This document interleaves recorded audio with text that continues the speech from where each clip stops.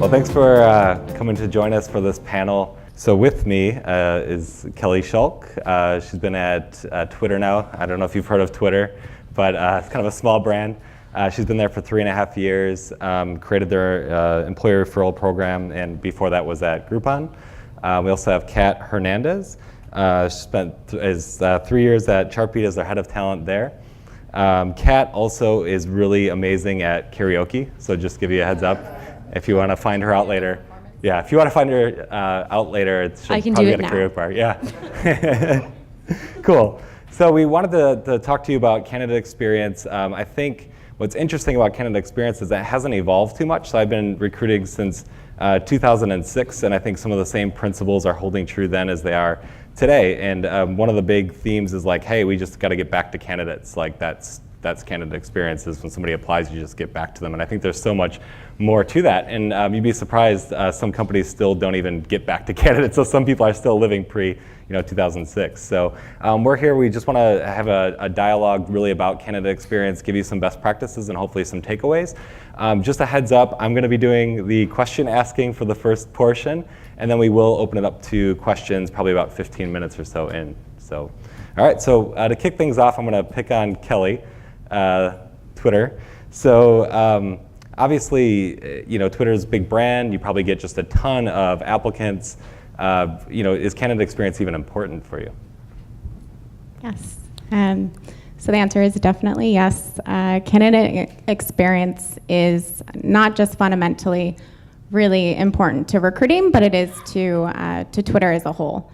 And not only do we engage both our recruiters, essentially every facet of the company, but our executives really get involved within and find candidate experience to be really important. And as far as why we do this, obviously it's really important for our current pipeline, but for our future pipeline as well.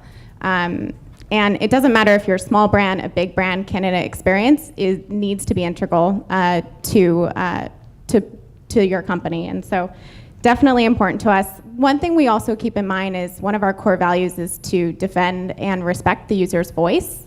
And a lot of our candidates, ideally, are our users. And so that being said, we need to definitely respect their voice just as much as we do with our users. Yeah, that's so true that most people, their candidates are also their customers. So you really have to think about the bottom line of your organization. I ran a report back in 2012, I think it was, and 60% of our candidates were actually customers of Zappos when I was there at the time. So on one hand, like that's a lot of customers we need to take care of. On the other, there's an opportunity to actually acquire more customers as well. So by treating our customers well, they might become candidates well might become a customer of Zappos. So cool. And then I guess over to you, Kat. So obviously a much smaller brand than Twitter. I think that's fair to say. You're working for a company that experienced a lot of high growth while you were there. A lot of competing priorities. You probably want to just get butts in seats. That's kind of the objective. So where does candidate experience fall when you are in like a high growth mode?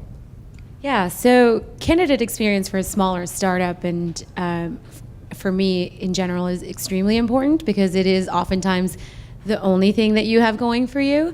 When you work at Chartbeat, which is a B2B enterprise SaaS business, it's not like as sexy as working for Uber or Venmo, which everybody knows.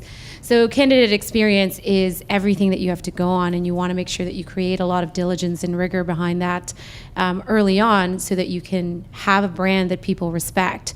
Chartbeat, oftentimes when I first say where I work, people are like, Sharpie? Do you work at Sharpie? I was like, yes. Because I don't want to explain it. And everything that we do is so complicated that if, generally speaking, when you start the conversation, there's a positive note to it, then that is a great place to start, especially with a brand that no one knows or people only know in a specific space.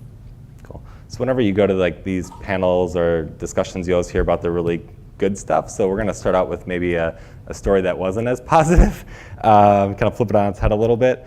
So Kat, again, high growth mode, you probably learned a lot over the years. So what are maybe some lessons that you've learned over the past 3 years and about candidate experience? Yeah, so I'm happy to share mistakes because I think it's foolish to think that you don't make mistakes along the way when you're growing a startup.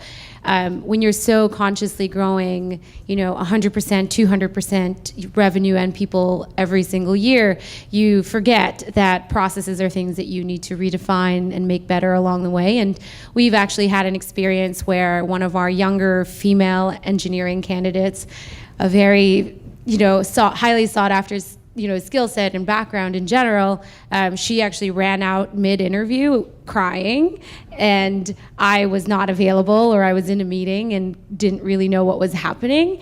And that is the prime example of everything that goes wrong when you advocate for being an inclusive, diverse environment. And digging into why that happened and the little tweaks that you make in the process along the way were really important for us. And it's making sure that you're coaching your senior leaders to be really good examples, and that you're setting up candidates who are new grads and senior people as well, because the approach is different, even if the questions you're asking are the same. And that's not happened again. And there's like a good ending to that story. I called her, got her to come back from Penn Station, got her to complete the interview process. She had a generally good experience with us, and it was just, she was really nervous. Our interview panel is really, really tough, and there was not this sense that it was a two-way conversation. Even though I'm biased and I say we have the best engineering team, which Twitter will probably tell me I don't, I think that it's really, really important to pay attention to that stuff and save what you can in that experience and learn from it going forward. But we haven't made that mistake again, but we have learned a ton from that mistake for sure.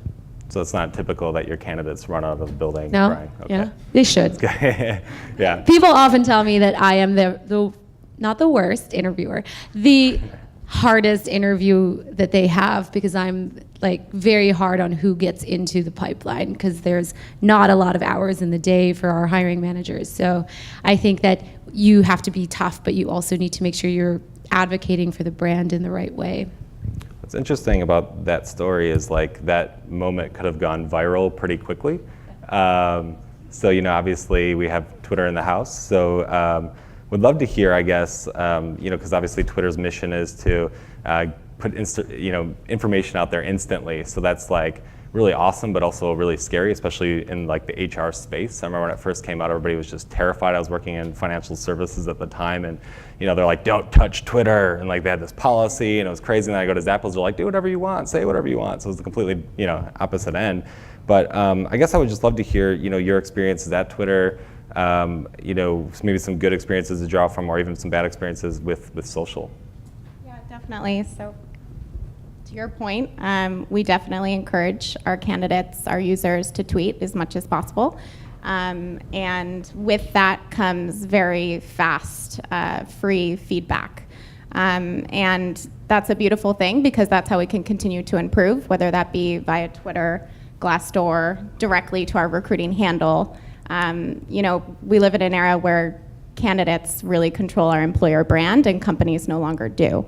And so it's really important to that point, always be careful about not only what you write, but what you say to candidates, because everything can be quoted. Screenshots can be tweeted. That has happened in the past, and how we really use Twitter actively to engage with our candidates is if ever someone does tweet to us that they had an experience that we could do better on, we tweet right back to them and we say, let us know, what's your email? We'd love to engage with you. We'd love to learn how we can continue to improve. Yeah, we definitely at Eventbrite, we try to get everybody active on Twitter. We put our Twitter handles in our LinkedIn profile, in our signatures. Because I think that the employment brand, although it is controlled by your candidates in a way, it's also controlled by your employees. So the more your employees can tell their story, and those collections of stories will actually lead up to be your company brand. So and then Glassdoor, you brought up Glassdoor. I think it's always good to engage in Glassdoor. So when people are commenting, whether it be positive or negative, make sure to get back to them. And we've had candidates come through our pipeline that applied because they actually, our CEO is responding to comments. So that's super powerful. So if you can get an executive to actually champion and talk to your candidates or your employees through those channels, it's incredibly powerful. So wanted to touch on diversity, because I know, Kelly, you're doing some amazing things in the diversity space. Can Can you just tell us like how the efforts you're doing have attracted more diverse candidates? Yeah, definitely. So diversity is a big personal passion of mine, but also really important to the company. And we have a lot of employee resource groups at Twitter, which have really come together organically. And I meet with them weekly. So some examples of these resource groups: we have a Superwoman, a SWAT group at Twitter, which is Superwomen at Twitter. We have a LGBT group, Twitter Open. We have Blackbirds. We have our Latino Twitter Alice group. We have so many different employee resource groups that have done so much internally. They have mentorship programs. They work with a lot of conferences externally. But what I think we haven't done a great job of doing in the past is really communicating outwardly what our teams are doing internally. So I meet with them on a weekly basis, and we make sure that we want to engage with our own product, so that each of them has a Twitter handle, and they're actively tweeting about what they're doing. And we'll reference in a lot of our blogs, on our Join the Flock handle, which is our recruiting handle, a lot about what they're doing internally, externally. That's awesome. I think one key thing there is like, think about what ways you can leverage those groups as well. So as people are coming through to your on-site interviews, how can you actually get them in front of, like, I've even toyed with the idea of having candidates pick somebody to interview at our company. So it's like if there's some affinity group that they want to chat with, or maybe they went to the same alumni as somebody, or whatever it might be, just having them actually select somebody on the panel. Yeah, I remember this was mentioned earlier, having a cultural ambassador program, and we're really creating that right now at Twitter, and we engage a lot of our ERG, our employee resource groups, to become part of that ambassador program, and to your point, to meet with a lot of our candidates when they're going through the interview process. Awesome. Curious to find out, like, we work in really competitive markets, so obviously New York's highly competitive, the Bay Area is highly competitive. Do either of you have a story about maybe a candidate that you've like tried to woo in a really interesting way? Sure. I guess this relates back to diversity, but I work on a lot of our women in engineering efforts, and in December of 2013, we kicked off a hackathon called Chime Hack, where we partnered with UN Women, UNICEF, a lot of different UN organizations, NGOs, as well as Women Who Code. And we had it application-based, so a lot of people, so we knew that not only would we have a lot of women and girls get involved and come to Twitter to hack, we also knew that a lot of them were really great recruits to potentially join down the road. And so we hosted that hackathon, and one of the gals became interested in Twitter, because obviously having them in our offices for a weekend, we can showcase to them our culture, and we could get our women in engineering teams involved, so that they can get to know each other. And then because it's a hackathon, everyone competed, and so we knew that the winners would be some of the top talent there. And so we actually ended up hiring one of our top winners, which was pretty exciting. So we just hosted that hackathon again last weekend, and so we hope to hire a lot more women from that hackathon as well. That's awesome.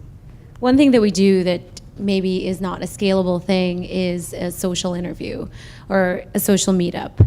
And basically it's a chance for candidates who are 99.9% of the way there to come out and have a couple drinks with us before we extend any offers and get to know people across different teams.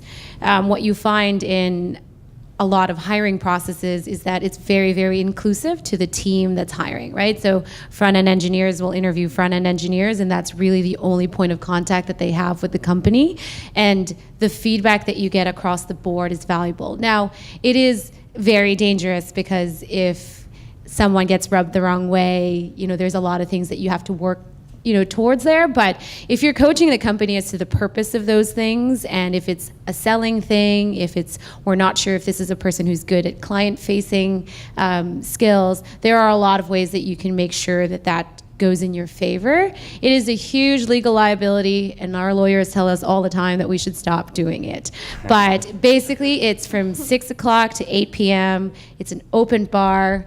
And my only rule is that you talk to each candidate that we are finalizing. We just did one last night for 3 people for 3 different roles. And so there are ways for you to build that so it's a little bit safer.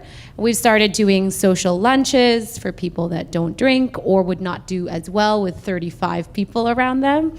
So you can adjust it, but for us, that is probably one of the most positive candidate experience touch points for us, because they get to meet the VP of product even if they're joining as a salesperson. And you can't create that experience in a conference room, and neither would I want to. So it's something that I'm happy to talk to all of you about in more detail after this if you're curious, but we've been doing it now for the entire 6.5 years that we've been a company, and as we get to be 150, 200 employees coming up, I think we can keep it, but you have to be very specific about how you want to leverage it. That's great. Yeah, I think in both examples, I mean, it's really good to showcase your employees. So it's kind of like lifting up the curtain and showing what it's actually like to work there and meet the people that actually work there in a more social setting. I think that's fantastic. A couple of things that I did over at Zappos that we're doing at Eventbrite as well. We try to look for unexpected touch points with candidates. So try to, like, I guess at Zappos terminology, we'd call it wowing somebody. So we'd wow them at an unexpected moment. So like when somebody rejects our offer, for example, we would send a mug with some Kool-Aid, and it would say like, give us a call when you're ready to drink our Kool-Aid, as a kind of a tongue-in-cheek, and people loved it. Another company in the Bay Area will send wine and chocolates, and they'll say like, I'm sorry, this feels like an ugly breakup. So it's just, I think it's a good way to like really let your brand stand out in moments in time where people don't expect it at all, and those are the type of things that can actually go viral. So get really creative with your candidate experience. So lastly, before we jump to Q&A, if somebody's looking to build like a great candidate experience, or they just want to start, like where do they start? I think you start by just knowing your company and making sure that each person that's involved in a hiring process is telling the same story. I think that's good practice in terms of consistency. You don't want to be preaching something that you don't actually have, and that's part of making sure that every candidate has, a positive experience with your brand in general, even if it doesn't work out. As like recruiting professionals, you're so keen to just be like, all right, I got to hire like 20 million people. I'm going to go hire 20 million people. A little bit of front-loaded work there and building relationships with the people you're actually going to be doing this with is really, really important. So start by just getting to know your culture, getting to know your employment brand, and build on that. And then you can put whatever you want in place, whatever tests, whatever demos you want people to be doing before you hire them. But I think that it's foolish to think that you can kind of skip that part and still have a very successful company. Up until early this year, I was at Chartbeat running all of HR and recruiting alone. And like I said, we've grown almost 300% in the time I've been there, and I basically don't sleep.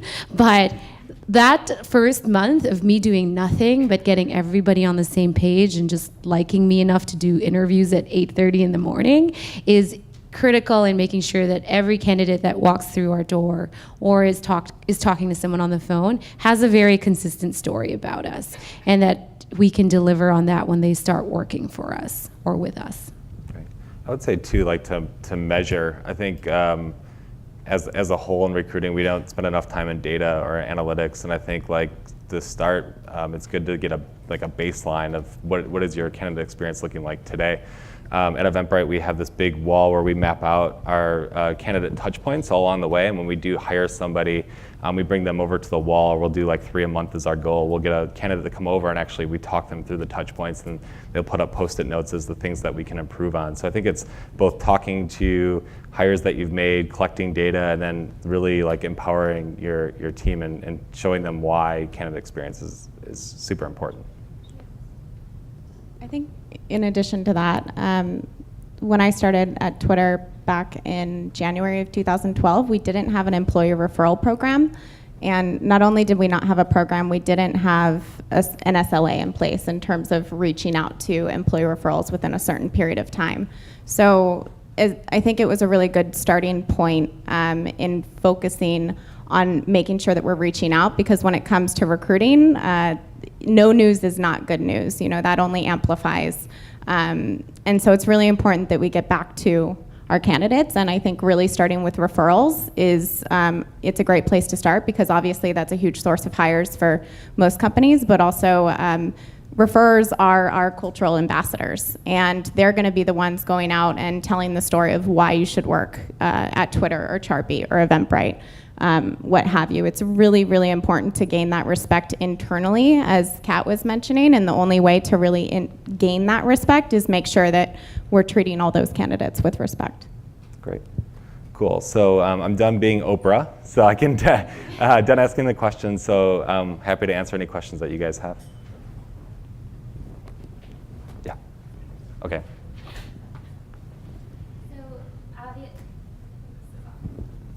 My voice is loud. So you all spoke about how important it is to give feedback to candidates. I post one job and I get 1,000 applicants in a day. How do you do it? Like, I know there is obviously on an applicant tracking system an automatic response that nobody likes to receive. So we all say, like, the ideal is to get back to every candidate. I just, when you don't have the time capacity and you are a very desirable brand, how do you, make sure every candidate is getting a touched experience? Is there, there might not be an answer yet, but yeah, what you guys are doing. We probably don't have the same volume as you do, or that Twitter has, but we would make it a point to get back to every single candidate. So it wouldn't be basically a form template, unfortunately, a rejection letter. But I think just getting a rejection letter is really, really critical and really important. There's marketing studies out there that it says it takes 12 positive experiences to make up for one unresolved negative experience, right? So if you don't get back to somebody, there's no way in hell you're going to get 12 positive experiences, in the future for that person. So I think getting back to somebody and carving out time is essential. I don't know if that's a good answer or if you have a better one, but I think you just have to somehow make the time to do it. I think just to kind of piggyback off of that, ideally we would love to speak with every candidate. I think that that's the best candidate experience you can offer, is really spending the time to get to know everyone. But unfortunately, when you have so many candidates coming through, just getting back to them is first and foremost. And so we recently built out a recruiting operations team, and they have been phenomenal in essentially making sure that we're following up with our buckets and making sure that we have visibility into just making sure that we're following up, pretty much, because a lot of ATS systems out there, it's challenging to ensure that. Tag on to question. With regard to responsiveness for your SLAs for employee referrals, can you talk a little bit more detail about what the SLAs are? What is your response time? Do you get back to the referrers and the referral candidates? Do you loop everybody in? Do you close the loop on both ends? Yeah, so I don't know if I could speak to specifically what our the amount of days that we have, but what I can speak to is that we're working on internal tools. Our engineers are working on internal tools to increase transparency where appropriate. And by that, I mean, obviously, our referrers can't know everything that's going on within HR recruiting. However, bringing it back to, at the end of the day, referrers and referrals just want to hear back from us first and foremost, and want to know that they're being properly reviewed and aren't being, blindsided, that we're definitely taking the time to review them. And so ideally, we'd love to get to a place where we have a employee referral dashboard that essentially shows, as a referrer, you can go into the system and you can see, okay, this person is being reviewed by the hiring manager, because a lot of times, recruiting can become the scapegoat for, this person, they never reviewed my resume, what have you. But often, our recruiters will route it to the hiring manager, and then the hiring manager might be on vacation. There's so many factors that can contribute to it, and I think that if people are just informed as to where they are in the step, then step of the process, then they feel appreciated. And one thing too that we implemented as soon as we started our employee referral program was office hours. And I highly encourage that. I think it's a great way for our own employees to come and chat with recruiting and just check in to see, to see where they are in the process. Yeah, we don't have hard and fast SLAs either, but we do daily reports, so everybody in recruiting can see any referral that's submitted. We just want to make sure that we stay on top of it. And we do also have office hours. I think we stole that idea from you. Yeah. We get back, I mean, we're obviously smaller, but I get back to every single referral and referrer. I also am now moving everyone into Greenhouse as our applicant tracking system. And so the best way for you to make sure that you can pay attention to all of this is to put everyone in the same place, right? So no more like side emails. Everybody put everything in Greenhouse. And if it's there, I will take very good care of those candidates and explain that this is a person, although very likable, is not the best person to move the business forward. Now, if you are a trustworthy person in your organization, then there's no question that you've kind of exhausted all your effort trying to have someone be a good fit. And our referral percentage right now is anywhere between 30 and 45% year over year. And that's huge because it makes my job easier. But it also means that the probably larger percentage of that I didn't hire is still a viable lead or a source for me in the future because I didn't burn that bridge kind of that way. You need to make sure you have enough people to do this too, right? I have a small team, but a very, very efficient team. And when you tell them that candidate experience is important to you and they know you're paying attention to that, then of course they're going to do everything they can to make sure that that's a priority. If you tell them 30 days to hire is your highest priority, then they will churn through as many people as possible. It's about setting the right level of expectation as a manager or a leader in your organization. But I don't know that there's a hard and fast SLA. We do get back to everybody within a week. Sounds like there is hard and fast SLA. Yeah, don't quote me on that. Yeah. Someone will find this and be like, you don't. Hi there. I just have a quick question about assessment, and if you guys collect feedback around how people respond or react to different types of assessments. So everything from psychological testing, if you use it, if you don't, to just kind of the conversations you have, the formats that are preferred by candidates or that they've given more positive feedback around. And then also kind of weighing in on what's most useful to you guys when you are assessing candidates. Thanks. Sure.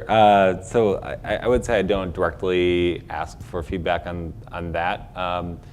It would show up in their experience or some of the ratings or comments, but we don't ask pointedly. I prefer to do. I like to have challenges versus behavior. I think behavioral-based interviews are good, but once you scale or you get broader, you have a lot of really bad interviewers. Unfortunately, so we do spend a lot of time on training, but I think having some challenges of what the actual work will be is probably the best, what I've seen, predictor of success in the role. But again, behavioral based, if you're good at it, they're good, but it can get pretty sloppy. Also, I think it's just in the wording, right? Challenges for us actually don't work in our favor because senior folks don't want to be why do I need to spend 4 hours on a challenge? Some of it is just how you word it. So we've changed it to be this is an exercise. This is us wanting you to teach us something that you know really well because it's a valuable part of our culture. It's really small tweaks, still asking for the same thing, still wanting you to spend 4 hours, but now you're all right, I'm smart. You want me to show you how smart I am, and I'm very willingly going to do that because you've now approached me as a human and not as candidate number 200 out of 250. There's a humanizing aspect to recruiting, and maybe I'm saying this because I work at a smaller startup, but again, at scale, you can still do this really well. You just need to make sure you're asking your businesses to support you in the right way, and sometimes that's a harder conversation to have, but it's a lot just in the wording. And if that's your brand, to be a humanizing brand, which I think every brand wants to be at this point, then you should pay very close attention to that. Okay, I guess we have time for one more question. Or no more. Or none. All right, cool. I think we're wrapping up. Thank you very much. Thank you.